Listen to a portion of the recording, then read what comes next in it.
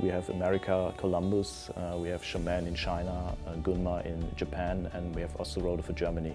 And all these sites produce for the local markets. Local means Osterode in Germany produces for the whole Europe, including Africa. Columbus, then America, China for Asia, and Japan more or less only for the Japanese market. 95% of the volume we ship from Osterode will remain in Europe.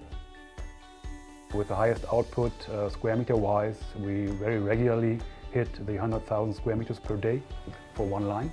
So we are able to deliver single pack on up to bulk for APL applications. This is what we can serve for our customers in all widths and all gauges and in any kind of format you like to. The biggest format we run here at Osterode is almost 3 meter long and 1.5 meter in width. We run 40 gauge material. We also run very thin material, so we can do the whole spectrum of what is needed by our customers. Kodak is or has been all the time the technology driver.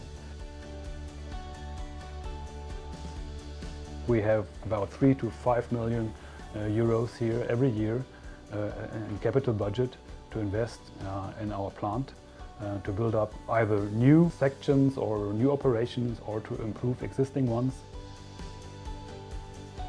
Plate making has quite a long tradition here in Osterode, and we started here in 1962 with a small factory making the first offset plates. We have a high expertise in manufacturing, we have a high expertise in customer relations as well.